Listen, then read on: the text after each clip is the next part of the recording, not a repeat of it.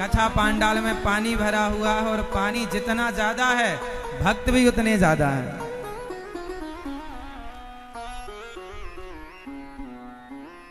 इंद्र कह रहे हैं मैं खूब बरसूंगा, तो आप खूब बरसिए। भक्त कह रहे हैं मैं खूब कथा सुनूंगा, तो भक्त खूब कथा सुन रहे हैं। इंद्र अपनी जिद पर अड़े हैं और आप भक्त अपनी जिद पर अड़े हैं। तुम बरसो फिर भी हम कथा सुनेंगे। अपार आपका आशीर्वाद और प्यार, पानी 2-2 फीट भरा हुआ है और आप बैठे हुए। आपकी श्रद्धा को यदास अनिरुद्ध कोटि कोटि प्रणाम करता है। बाहर तो सड़क में 3 फीट पानी है लगभग। बाहर से देख करके लोग समझें कि अंदर कैसे कथा होगी, तो अंदर तो प्रॉपर बराबर व्यवस्थित कथा चल रही है। यही है जीवन का सिद्धांत। बाहर से हम डर जाते हैं, अरे बड़ा कठिन रास्ता है, लेकिन अंदर सुख है।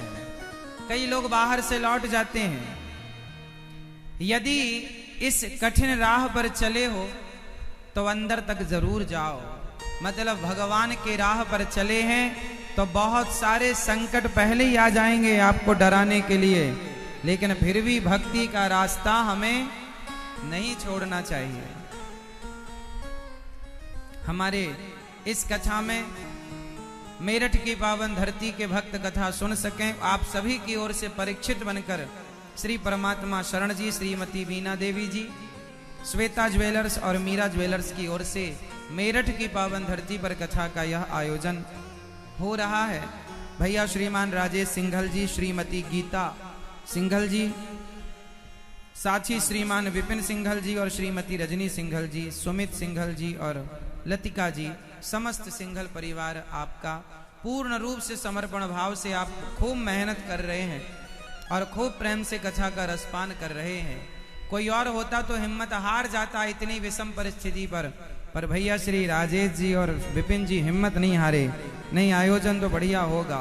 पूर्ण रूप से जो चाहिए सब पूर्ण रूप से तैयार है। पर ईश्वर विधाता के आगे जोर किसी का चलता नहीं है। ईश्वर की यदि ये मर्जी है कि हम सब पानी में बैठकर कथा सुने, तो चलो आपकी जो मर्जी भगवान, आपकी इच्छा में हमारी इच्छा।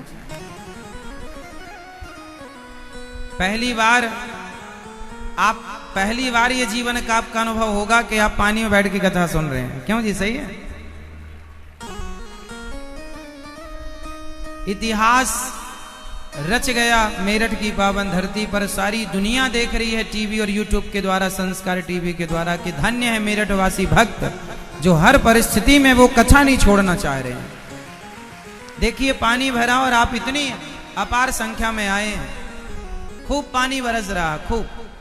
सावन का महीना है। और एक बात बताओ, सावन के महीने में हर व्यक्ति चाहता है पानी गिरे, तो ये समझो कि भगवान की आप पर विशेष कृपा है।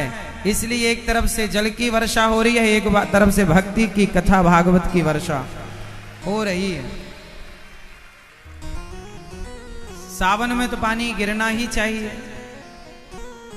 इसलिए वो अपना कार्य कर रहे हैं, हम और आप अपना कार्य करें। एक बार पूरे परिवार के लिए सुंदर तालियां, जिन्होंने ये सुंदर सा आयोजन किया है। श्री भैया राजेश जी के लिए, भैया विपिन जी के लिए, पूरे इनके माता पिता के लिए, अपने पूर्वजों को ये तार दिए। 21 पीढ़ी तर जाती है भागवत जी से। भागवत जी से कितनी पीढ़ी तर जाती है? 21। हम तो ये मान रहे हैं, कहते हैं कि जब कोई शुभ कार्य करो तो पितरों को जल देना चाहिए। तो आज ये परिवार जो आयोजन कर रहा है, इनके पितरों को ये तो जल दे ही रहे हैं, कथा सुनवा ही रहे हैं, साथ में देवता भी इनके पितरों को जल दे रहे हैं, बरसा बरसा के लो तृप्त हो जाओ। क्यों जी, सही है। पितरों को जल।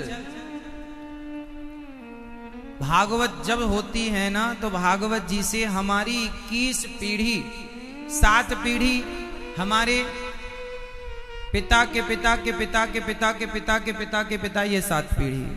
7 पीढ़ी आने वाली, पुत्र के पुत्र के पुत्र के पुत्र के पुत्र, और 7 पीढ़ी मां पक्ष की। मां पक्ष मतलब अब जैसे श्री परमात्मा शरण जी के 7 पीढ़ी आगे की, इनके पिता के पिता, 7 पीढ़ी आने वाली, इनके पुत्र के पुत्र के पुत्र के पुत्र, और 7 पीढ़ी इनकी मां पक्ष का, मां के नाना के पिता के पिता के पिता के पिता के पिता, वो पक्ष। तो वो पक्ष तरेगा। 21 पीढ़ी भागवत जी से तर जाती हैं, इसलिए जीवन में भागवत श्रवण करते रहना चाहिए।